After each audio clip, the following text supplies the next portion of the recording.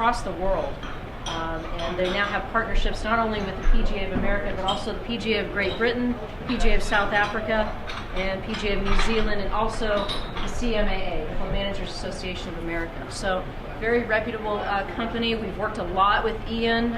He's worked a lot with my counterparts, the other player development regional managers across the country, and I think this will, you'll be in for a little bit of a treat today. So with that, I'm going to turn it over to Ian, and I'll be joining you back in a few minutes. Thank you very much, Nikki.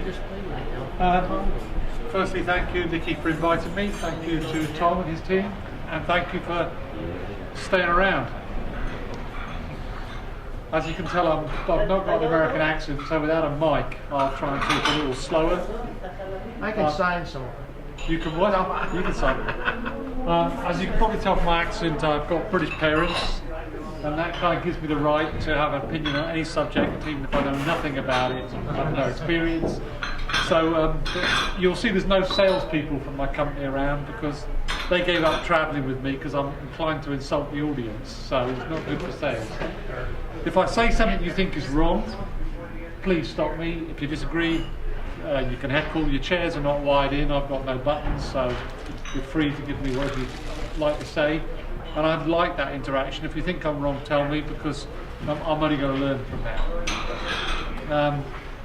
I'm not from the golf industry, and usually when I'm stood doing a presentation, I'm in a suit and tie and everybody else looks like they're golfers. And I got told off and said, you've got to look more like your audience. So I've turned up today and look at you all in your suits and ties. So it makes the point, I'm not a golf professional, I'm not from the golf industry, I can't turn a 5-iron right to left, although in that wind going that direction today, I don't think anybody can. Okay, so I'm from the retail industry, that's where I grew up. I've got 25 plus years experience working with some of the biggest retailers in America on how to improve the return on investment from inventory initially, and then how to improve sell-through, how to get it off the shelf and out. And that's what I was. And that's what I would have stayed if I hadn't been on the golf tee, listening to a golf professional 10 years ago, trying to sell a Mizuno MP001 driver, you might ask why, to a customer. Now, I vaguely knew the customer, and I vaguely knew the professional. So as my wife would warn you, if she was here, watch out for Ian, he's got an opinion on everything, never in doubt, but sometimes wrong. Okay, so I was there, I listened to this professional being knocked down by this guy called Vigley on the price of the product. And I was hit playing my game and it wasn't going very well, so I went across and interfered and said, listen, David Christie was then a professional, if I can interfere here, Vigley, David's going to give you this driver at what he paid for it, costs, no margin. He can't do better than that. Of course, David was a bit apoplectic. I said, no, there's a catch here. Vigley, would you be prepared to pay 100 Rand for every 5 meters extra Dave can get you if you let him spend some time? Vigley was up for it, Dave was a bit unsure. 50 minutes later, David Christie walked away with more money for that Mizuno MP001 than he would have got, really would have paid if he paid full list and more. And the point I was trying to make at that point to David was, David, you're selling the wrong thing. You're not selling a commodity. The customer's not trying to buy a driver. Actually, they're in the business of hope. They're trying to buy 10, 20, 30 extra yards. That's all they're trying to buy ever, despite whatever. And TaylorMade know that. That's why every 6 months they can come out with the next piece of hope. And that's what they're about. So David said to me, that's why I'm here. Because David said to me, could you help us in the shop? And I said, well, I can't say I can make money out of that, David. But in South Africa, we then created marketing campaigns based around the expertise of a golf professional to help drive sales in a golf store. That's how our company started. The mission has grown slightly the more I got involved with the golf industry. And the more I realised that this was kind of a, if you'll forgive me, so the insults start now, a screwed up industry. An industry that thought that there was a messiah somewhere that was the game, if I can say that without offending anybody, and everybody owed their allegiance to whatever this was, the game. Every other industry in the world sees the customer as their messiah.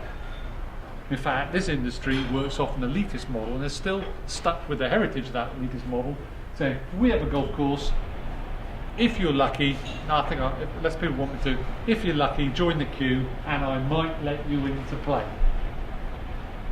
That's the heritage of this golf industry.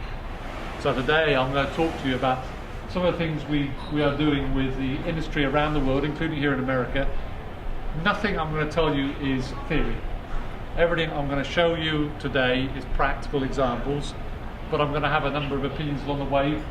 The good news for you is I don't bear a torch for the PGA. I'm not here as a representative of the PGA, but what I do know, and here's first opinion coming, if this industry is going to recover itself, it's going to do it on the back of understanding the PGA professional should be at the centre of the community inspiring golfers. Now, I don't care whether I'm talking to you, to general managers, ownership groups, Kathy Harbin at CMAA, at Club Corp, it doesn't matter who. That's the single message. Now, that's good for you, but I think you need to understand why, and that's really what today's presentation is going to be about. And I'm going to be telling you that the industry doesn't sweat the PGA asset enough. Now, you all think you probably work very, very hard, and you do, but it's sweating you in the wrong way, in my opinion, because service isn't enough. And this is a service-obsessed industry. America's a service-obsessed country, and that's great. It sets you apart from the rest of the world. But we can't be behind the counter, and that's a message I'm going to take through. I'm then going to talk about revenue and what generates revenue, because as far as I can see, when I sit and talk to people like Jim Singerling, Rick Bayless on the board of the Club Managers Association, the dynamics of what creates revenue seems to be very poorly understood. Now, the fact that it's poorly understood means that nobody's having the right conversation. And so what I want to try and do today is convince you of how to have that conversation. I'm going to take you through some practical actions that PGA professionals have implemented here in America. Nothing I'm going to tell you is done elsewhere, here in America, to generate revenue. But I'm going to do that after I have a role play with Nikki. Now, I found myself, Rick Rupert's not here. Rick's a great golf professional I know down in Palm Springs. I found myself in a conversation with Rick and his general manager. It wasn't an unusual conversation. I've had hundreds of conversations with general managers, and I consistently find the same misunderstanding about what they can do with their PGA professional. So what we're going to do is try and role play today the conversation I had, and I think you should all be having with your general managers, that Rick sat at. And Jürgen Gross was the general manager. Nikki's going to be, if you want, the person talking to the general manager, and I'm going to pretend to be Jürgen Gross, the general manager of that golf club. And then just to finish it for some fun, I'm going to talk about how to market to the gap. Okay. Well, I'll tell you about more of that later. Can I ask you can we just check with this audience, how many of you here are head professionals? How many here are instructors? And the rest of you guys, are you in the industry as general managers or that sort of stuff? General manager. General managers, all right. Great, so I've got general managers in the audience. More people to insult.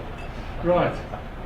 If I can ask you for a few moments, just take a few moments, just reflect on your day, your week and your month.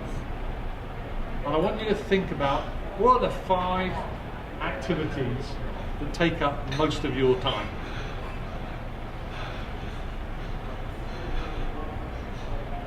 Make a notional list in your mind.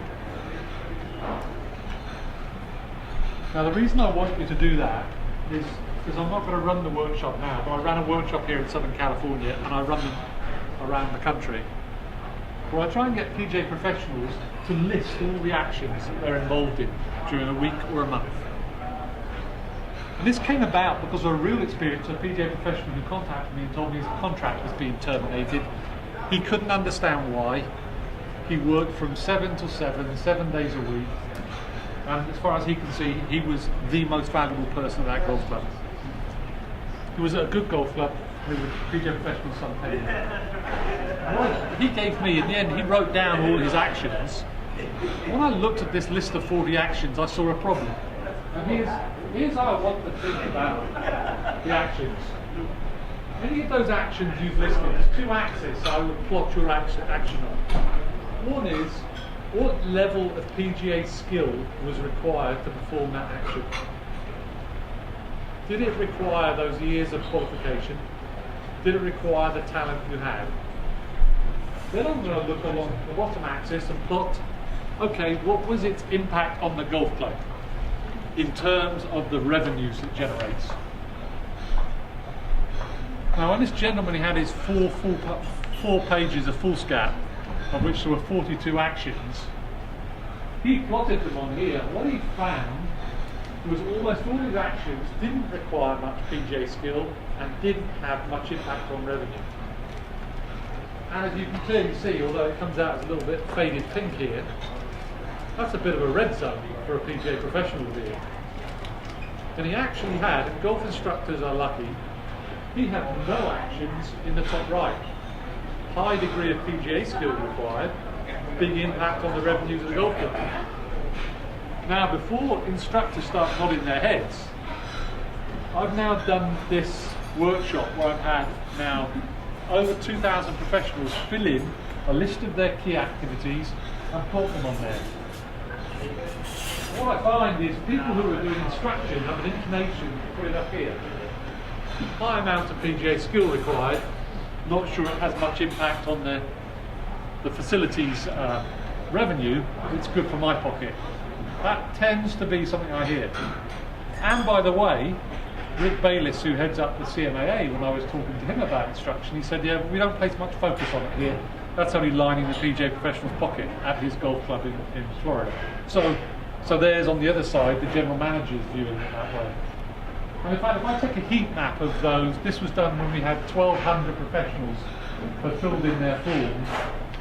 If you take instructors out of it, when they made up most of this, most PGA professionals have most of their activities down there in that red zone. Now that's not good for your contract. That's not good for your position in the industry. And actually, I'm trying to argue, it's not good for the industry.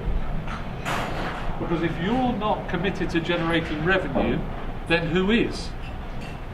Because if you think it's CBS and Tiger Woods, they're generating this never-ending stream of people to come at you, then believe me, the television companies don't want you off the couch after you've watched Tiger and Dustin in the playoff. They want you watching the next program. So they're not out there really trying to create participants. They're not out there trying to create more golf. So to me, that's a problem, that heat map. That's a problem for you, and it's a problem for the industry. In fact, the more I dig at it, especially here in the United States, I find you behind the counter, I find you in your offices, I find you doing administration. Now, if you're a general manager, I'm not suggesting that's not what you should be doing. That's a career path you have chosen. But if you're not a general manager, that, in my opinion, isn't where you are best to serve. So if I go into Sherrill Park on a Saturday morning and I find 3 PGA professionals behind the counter, all collecting the green fees, meanwhile in the background, out on the putting green, there is 25 golfers preparing for their day, I wonder where their skill would be best deployed. I wonder, is a PGA professional trained to collect green fees? Is that what you did? I don't think so. And what that reflects is you've got a service model. You actually sit there waiting for the customer to come to you, and you do such a good job of doing what the customer wants you to do. You are brilliant at it. But who are you servicing? You're servicing the customer who comes to you. And if you think about our problem in our industry, not enough people coming to us, not enough people spending enough time playing golf, then what are you doing from behind the counter to get them? The greatest companies in the world are American. So service is not to be something, it's not something that I place down here in priority, it's up here. But if you look at Apple, they wouldn't exist with just a service model. They don't think of themselves just, well, here's Apple, if you want it, come and get it, and we'll be great at servicing you. Actually, what they've got is a whole revenue model. They don't have a website, it's just a brochure. And by the way, almost every golf club's website I see is just a brochure.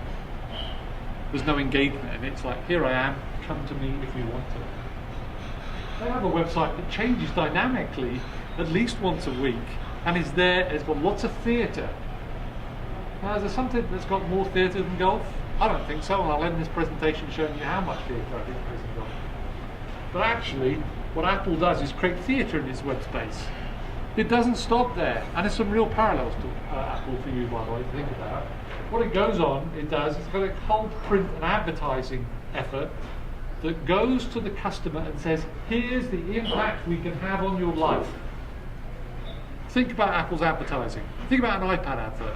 I would play you one if we had more time than 90 minutes. But it doesn't actually ever talk about the iPad.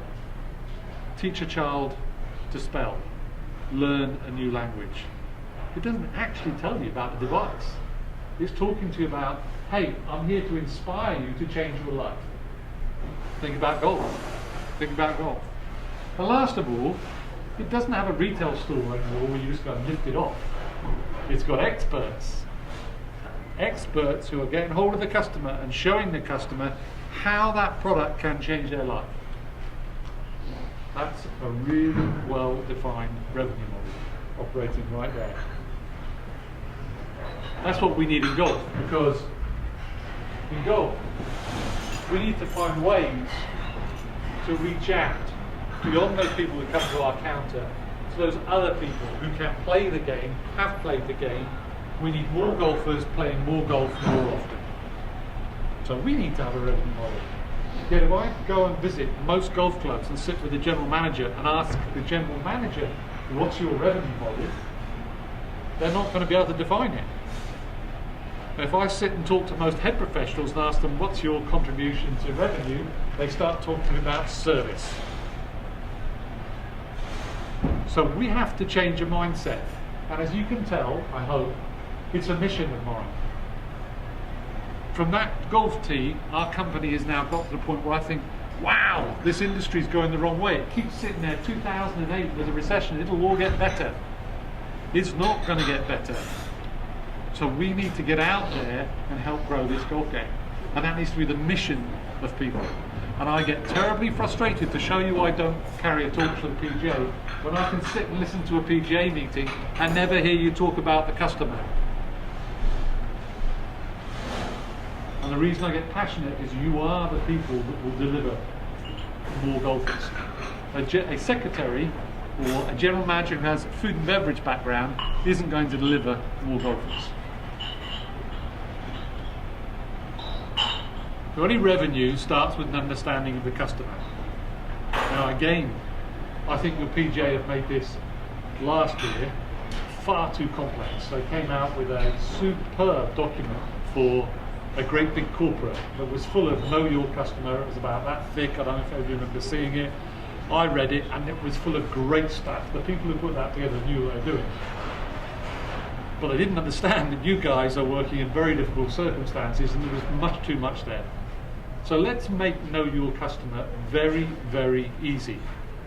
And in fact, I'm going to be controversial and say, you don't have to know much about your customer. You just have to know what motivates them. They have to know about you.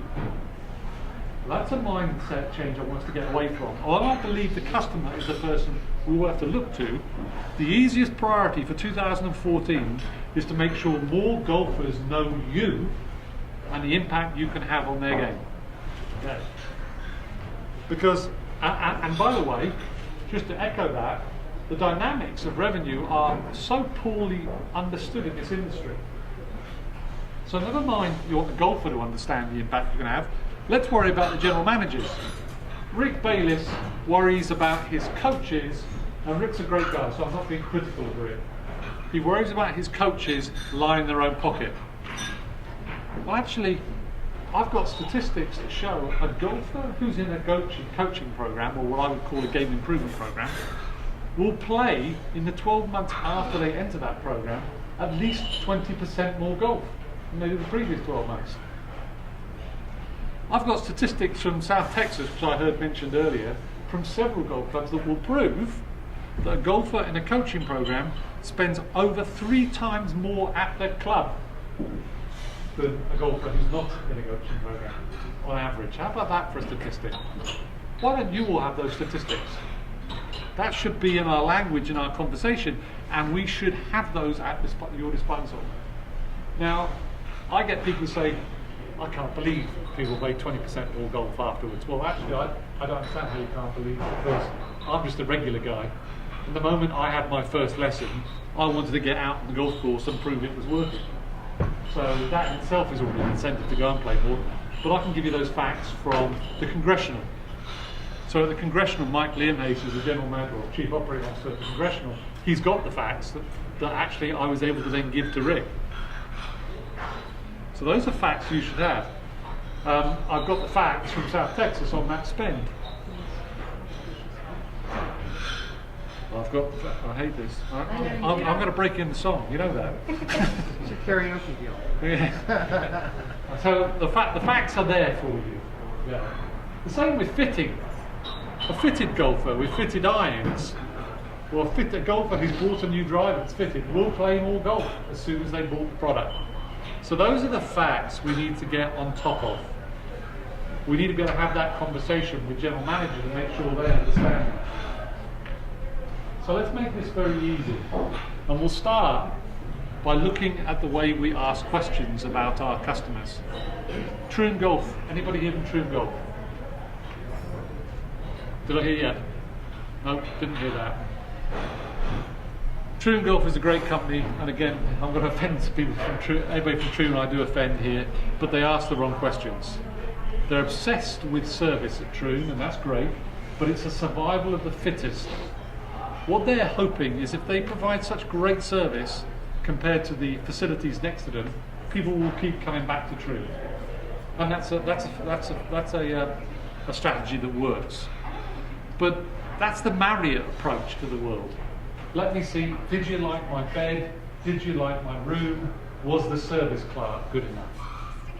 Well, let me tell you, and if I can be a bit indelicate here, and I apologise, if I'm going for a romantic night for my wife, with my wife, not for my wife, with my wife, then I can promise you, in her assessment of how the whole evening went, the bed, the desk clerk and the room ought to be incidental. The great evening she had ought to be at the top of the list. But there's no question on any Marriott survey that asks those sort of intimate questions. They're asking, how were the hygiene factors? Now the same applies in golf. We asked 2,000 golfers in a face-to-face survey, out of those 10 lists, those 10 questions, which was most important to them? Who wants to give us a guess about what number one was, and a clear winner out of 2,000 golfers? The weather. Service. Number 10. Oh, you're nearly right. That was number 2. Oh, number 8. So you see, what you're doing is you're reflecting. I've got no criticism. You're reflecting the way our industry thinks. Those are hygiene factors. Those are called hygiene factors. Service is called hygiene. If I don't have it, then I'm pissed. I can't say that either, but I'm South African, forgive me. Okay. If I don't have it, I'm upset. But it isn't going to inspire me. Number one, by a long way, was I hit more good shots and less bad shots than usual. Number 2 was I had fun with friends. Absolutely. And number 3, I shoot a lower score. Not one of those was related to service. Not one. Now, it's the reason is when you ask the question, Troon asks people after they've played their round a set of questions. Well, after you've played your round, all hope has gone. You know, you've had the bad day, you haven't hit more good shots than usual, actually you've hit a lot of crummy shots, so actually I was really not happy that I wasn't treated as a respected member. But I can promise you, if that guy had a best score, his answers will be very different. They'll be very different. Now, according to the people at Troon, 2,000 wasn't a big enough survey, so we surveyed 34,000 golfers. And guess what? We got the same result, and we did not rig this. We did not rig it. Incidentally, if you're interested, amongst women, number 1 is have fun with friends. Amongst all women, have fun with friends, okay? So what we're dealing with what we're dealing with there are the facts that inspire people to get off a couch and come and play golf. I'm not inspired to come and spend 5 hours because I want somebody to say, "Hello, Ian. It's so nice to see you. I hope you're going to have a good day." I'm inspired off my couch if I think I'm going to have a good day out on the golf course, if I'm going to hit good shots, and if I'm going to have good fun. That's what's going to inspire me to play more golf. Now, I think there's also a difference for you guys. You guys expect to hit good shots. So at the end of your round, you're remembering the shots you didn't hit very well. That's not the way the rest of us are. The rest of us will come off shooting a 94 and start talking about the 17th, where we hit a driver and a fairway wood and we're on the green too, putting for an eagle that we never got anywhere close to getting. Struggled to get the birdie on the way back, nearly 3-putted, but we remember those 2 good shots that got us there. That's the way the rest of us think. And that's the way we have got to think as a golf industry. I don't understand why you're so surprised that team golf is such a success. It's been staring us in the face for how many years we've been running the Ryder Cup. What creates the most excitement out there in the industry? And it isn't the Masters. It might be in your little world, the Masters. It's the Ryder Cup. The whole world gets excited about the Ryder Cup. Not because anybody wants to beat the Americans or wants to beat the British or Europeans. It's because it's a team format, people are having fun. It looks like people are having fun. If you can tell me the US looks like US Open looks like people are having fun playing around that, I'll be very surprised because they don't look like it. The Ryder Cup will get people out playing golf. So if we know the goal and the industry wants more golfers, more rounds per golfer, then I think this is relatively easy. We need to be setting ourselves up to create more fun. A theatre of golf creating more fun. Service, absolutely, but we've got to go beyond that. Any questions at that point? What I hope I've done now is start to change your thinking. What I want to do is get us beyond service. Now, if we go beyond service into inspiring people to play golf, then I think there's only one person that can deliver that, and that's a PGA professional.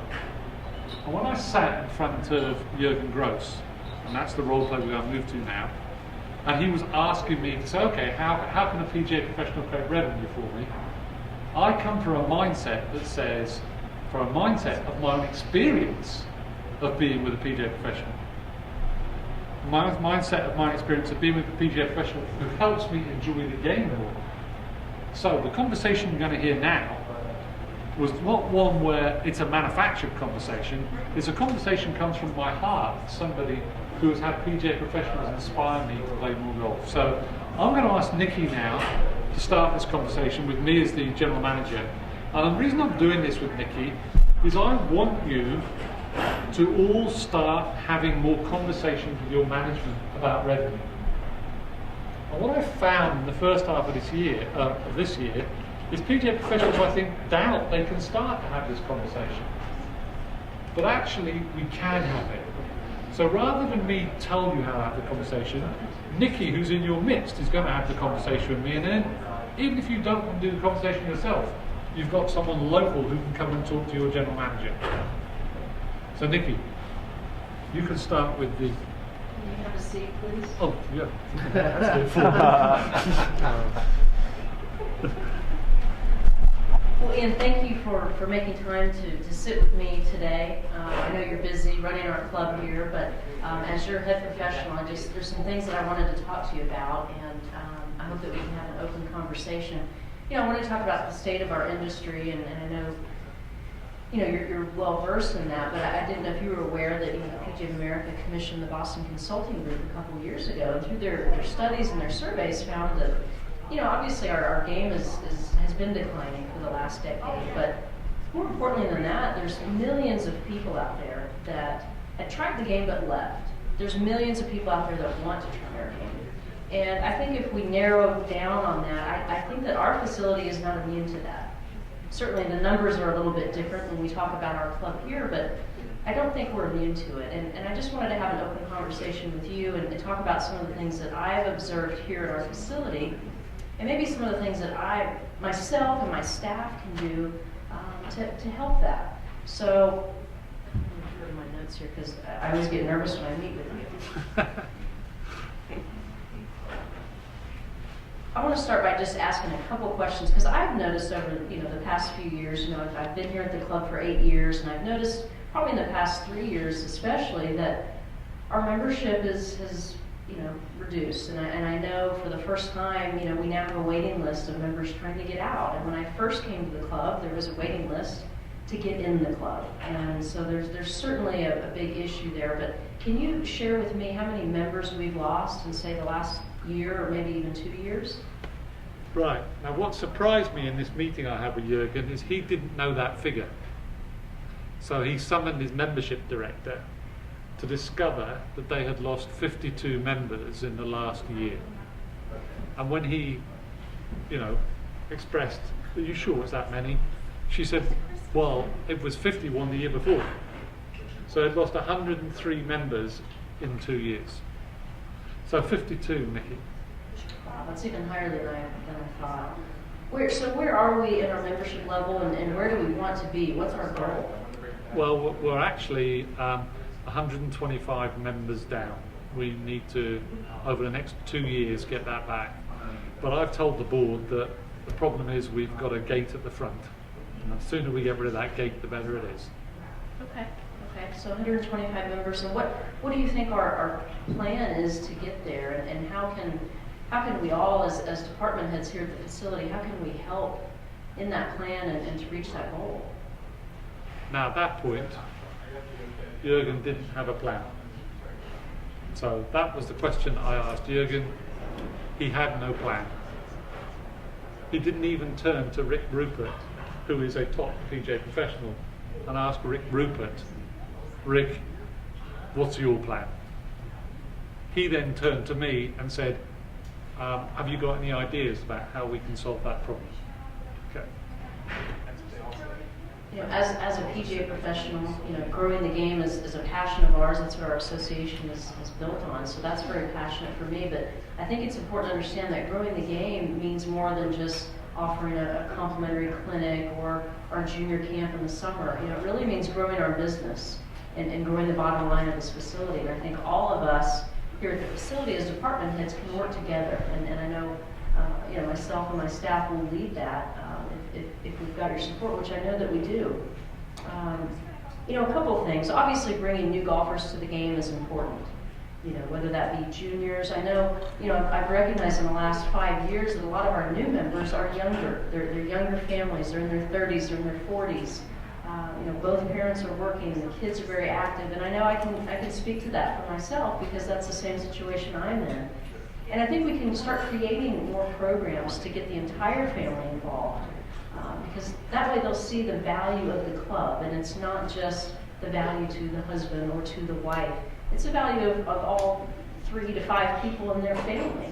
And I think we can create some programs around the game and around family-centric activities to showcase more value to them, to their membership. Well, now I know that the loss is as high as it is. Anything you can do to help show more value to our current members, to get them playing more golf at the facility, and to make it easier for them to renew their membership. I need ideas. Okay. Well, one thing I'd like to do is I think it's important for me and my staff to get out and play with our members. And not just our women's group and our men's group. They are certainly important. But those golfers that maybe we only see once or twice a month, and reaching out to them. One thing I'd like to do is run a report and see, what members haven't posted a score in 30 days, 45 days, 60 days, and actually pick up the phone and reach out to them and find out why we haven't seen them. That's a good idea. Could you play golf with them as well? Yeah, that's what I think. I'd invite them out to play, even if it's just 9 holes, 3 holes, whatever it might fit best into their schedule, and more importantly, just find out why we haven't seen them. Right, now, with Jürgen, he said, he went through, he'd lost 50 golfers a year, needed 120 new golfers. he said to me, well, give me 120 new golfers. And I said, well, Jurgen, I think we can do that pretty easy. If we just stop losing 50 a year, we're already on the right way up. And I think, and no disrespect to anybody involved in this conversation, Rick was on my left, Jurgen was here, and Rick was probably thinking, I've heard all this before from Jurgen, and he'd probably gone a bit to sleep. And Jurgen said, well, give me one thing then. I said, well, why don't you ask Rick to play golf with golfers that haven't played in the last 60 days? Why don't you set him a task? Give him a list of 50 golfers that you don't see enough of and ask him to go play with them and come back to you with the reason why they're not playing and get them to play more golf. What do you think Jurgen's answer to that was? Who's going to watch the shop? Okay. Jurgen's answer was, and Rick's asleep, remember? Rick's a lovely guy, but if he's asleep here, Rick doesn't like to play golf. What? Quote unquote. Rick doesn't like to play golf. Rick woke up. That's baloney. And Rick said to me, not to Jurgen, I only don't play golf because they don't like me playing golf with the members. And we then had a very interesting debate. Now that's not unusual for me. At Miami, down at Miami North, there's a club there where the professional had said, my general manager will not let me play golf with members. He said, if I want to play golf, there's the tour. Okay, I've heard it, you've heard it. But when I sat down with that general manager and done what Nicky has just done and started to say, look, I want to try and help the revenue line here and losses are a problem, why don't I play with those people who might be about to leave next year and see if I can't inspire them to play more golf? He immediately commissioned this guy who hadn't been allowed to play golf to start playing golf. The key is to align your skill and your time with the revenue interests of that golf club. And the first thing you need to do is make them understand it's in their revenue interests. That's why that conversation was so important. So I think that's a great idea. If I can give you a list of golfers every quarter and you or your team get out there and play and then come back to me and tell me why are they not playing more golf, I'd be really happy. Okay, great. Can I set you some targets? Absolutely. Okay, what I'd like you to do with every golfer that you play with, I want you to have booked them in, let's say 8 out of 10 of them, book them in for their next round as they come off that course. So they're back into playing golf again. Okay. Can I get you to get 30% of them into the next club event, the next club championship? Absolutely. Can I ask you to look at it that way? Yes, absolutely. Because I think that's a key, isn't it? If we can get them to play more golf, they'll renew their membership. Right. That's what I'm talking about, Okay. adding value to their membership. Why are they a member here? You know, why are they spending all this money with us when they can pay as they play down the street at the public course? Yes. So we need to showcase that value to them, and I think not only for our championships, but I think it's important that we establish more fun and social events as well, especially for our women and potentially reaching out to our social members. You know, I know a colleague of mine has done that at his club with a great program called Get Golf Ready, and they've been able to convert some social members to full golf members. Right. So I think, again, adding value to their membership is key. But also, I think not only bringing new golfers is important, but you know, we certainly have a churn problem. I mean, a retention problem. You know, we've got to reach out to our core golfers. They're so important to us. You know, and checking the handicap posting and seeing, you know, why did Mr. Smith used to play 60 times a year and now he only plays 40? You know, we need to find out why. You know, now maybe it's something beyond our control. Maybe it's an injury or an illness or something. But I think it's so important that we don't lose sight of our core golfers. And you know, in the industry as a whole, about 75% of the industry's revenue is from core golfers. So it's certainly very important. Just as important, maybe even more important than bringing new people to the game. Don't you find with the core golfers, and this is not scripted, so poor old Nicky's getting one side from the side here. But you find the cool golfers, though, they're very busy. How are they going to find an extra 5 hours to come and play golf? Well, I think that's where we as professionals will come in, and not to sound egotistical, but I think if myself and my professional staff picks up the phone and invites our members to come out and join us for 9 holes after work or maybe during their lunch break, I think that's going to go a long way.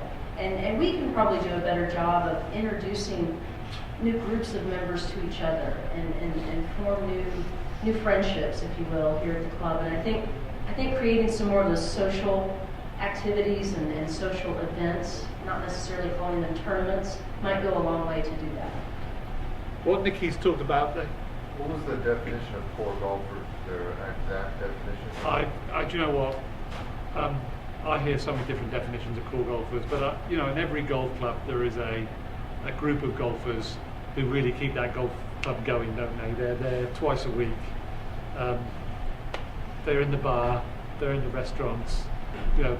They probably make up 60-70% of the spend, even though they're probably only 15% of the number at a golf club. And what Nicky is just talking through there, and I'm trying to tease her into one of the things I would be thinking about, and this is a step forward for you, I think, is we all think 9 holes is a bit radical. We even, Darryl Krul talks about 6 holes. Well, why do you need to play any holes? You don't, actually. Golf is a game you can play standing in one place. It's just not the way we've always done it. Okay. So you can have a skills challenge. So let's take a really upmarket golf club like the Congressional. And now at the Congressional, we get them running skills challenges. So their pros will put on where a golfer can come and spend for free, 15 minutes undertaking a skills challenge with a professional. And that skills challenge may be, I'll come with one later, but this, it may be I'll help you hit it 10 yards further in 10 minutes.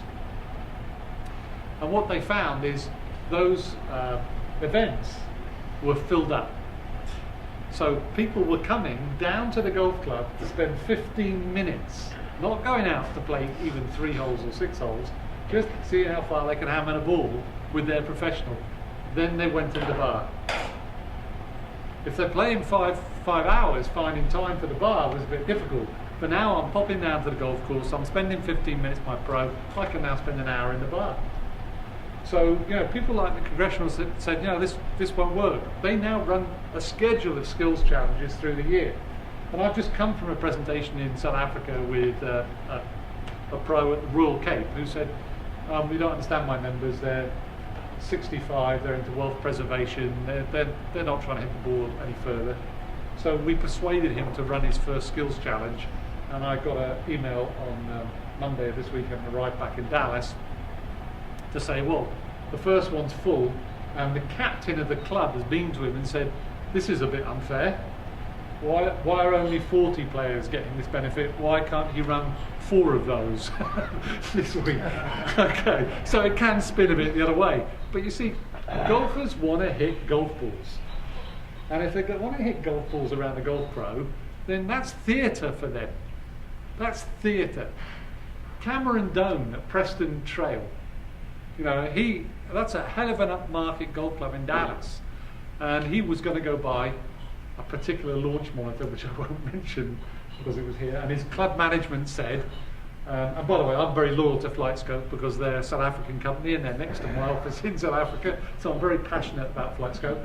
But Preston Trail thought that they had to have the best, and so they said, we'll pay for a TrackMan for you, but we want your Thursday afternoons to do members for free on the TrackMan. Well, it's just filled every Thursday afternoon. And what Cameron says, if you want this, is he's never sold so much golf equipment so easily in his life. We'll go back to that story of the Mizuno MB001. If a golfer is smacking the new driver 20 yards extra, how easy is it to sell him a driver? It's easy. Okay. All right. Sorry, Nikki. No problem. Well, thank you for listening, and I get the sense that we're on the same page, and really where I'm coming from with all this, just to kind of package this all together, if you will, is that I feel there's really 5 priorities that we need to focus on as a facility, and I want to go through those and talk about, number one, are you on the same page as that, and how can we as an entire facility utilize the game, utilize the golf staff to work with everybody, to work with you, to work with Susie, our membership director, and Sally, our marketing director, and that, I think it's so important that our entire staff knows what's going on at the facility. And certainly important for our membership director when she's selling new members and prospective members. I think that our golf staff should be involved in that process. We should be the ones giving them the golf course tour. We should be the ones to offer to go play golf with them. We should be the ones, if they have children, to offer for the kids to come out, for a clinic.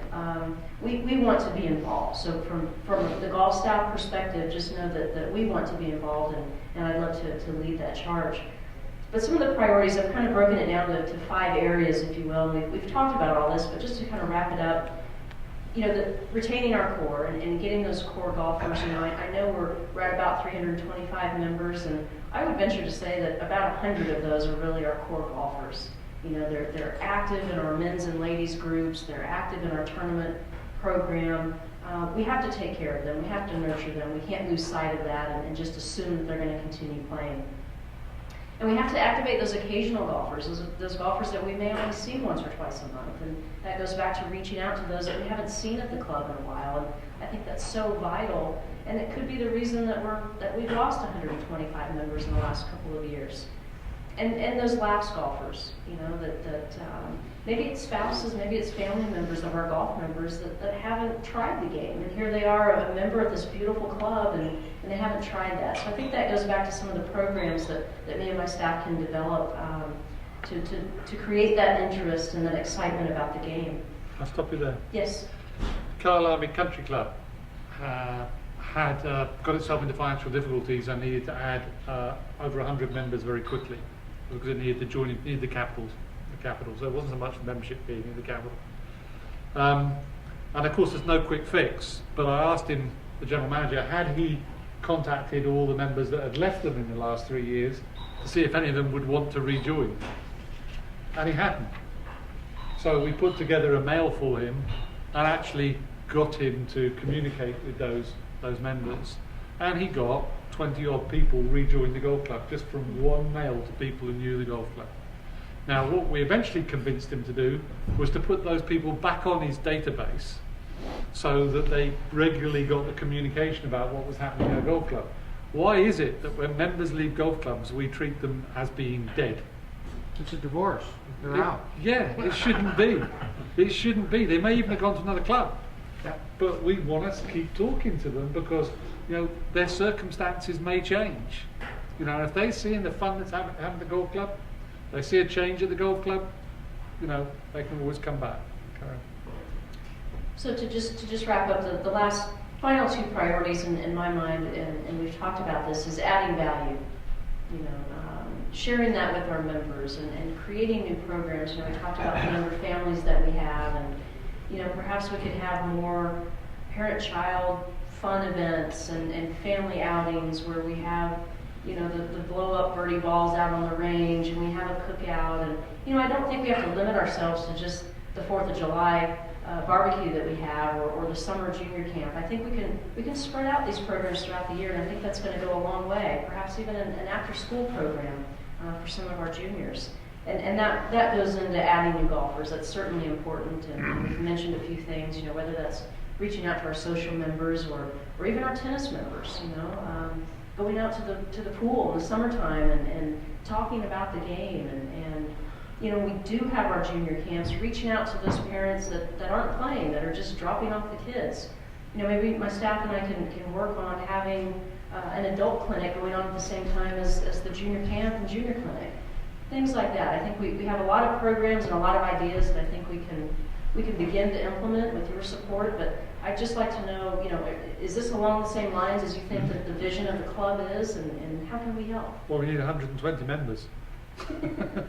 Okay. And that was basically it for Jürgen. He needed 120 members. Rick, what can you do? That's poor old Rick. was awake and going. He now won 120 members, and I find many golf clubs. So we're now working with Club Corp up in Sacramento, and there's just more golfers. We want more golfers. I don't meet many clubs. I see you've got somebody on the board, related to the board, who when I phoned him, I said, Tony, I'd like to come and talk to you about growing the game of golf. And his answer to me was, we want less golfers at Newport Country Club.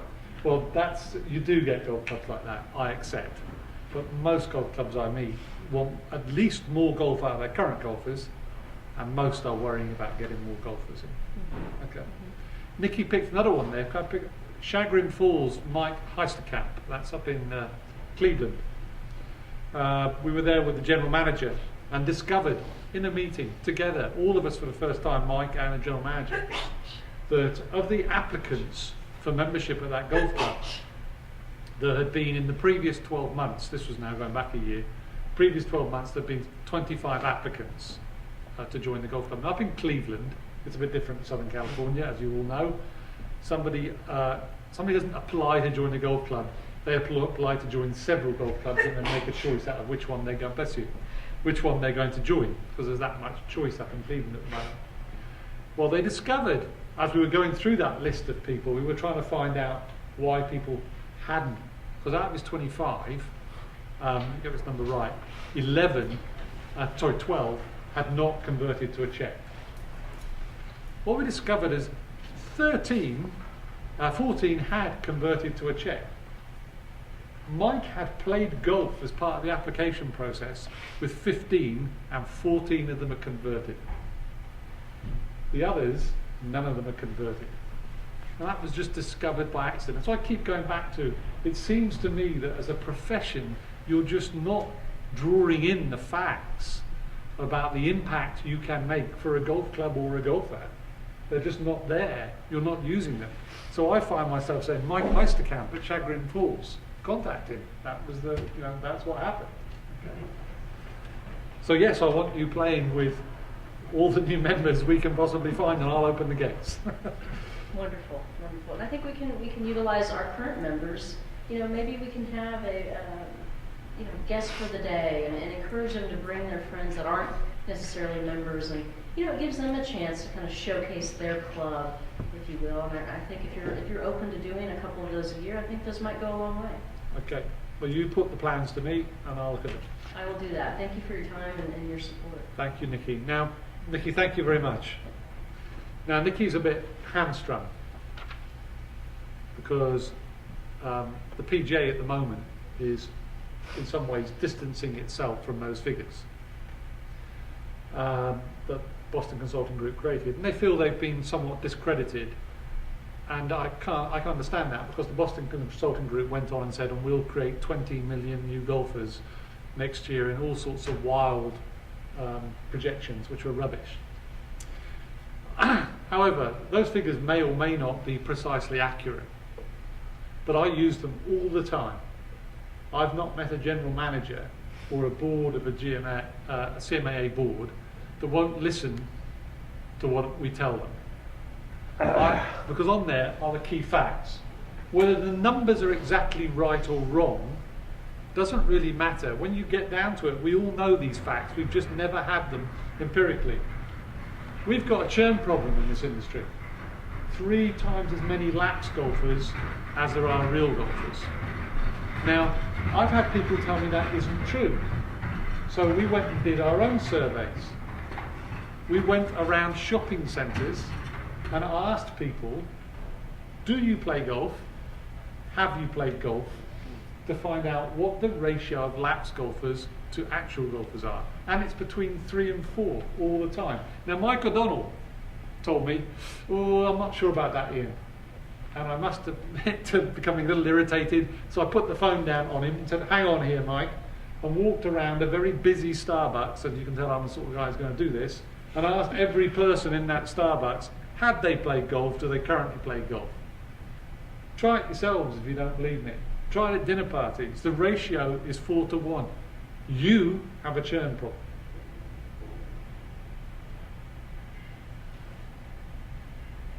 Next thing is your occasional golfers. Now you might argue whether there's 26, 27, 25, 24 million golfers.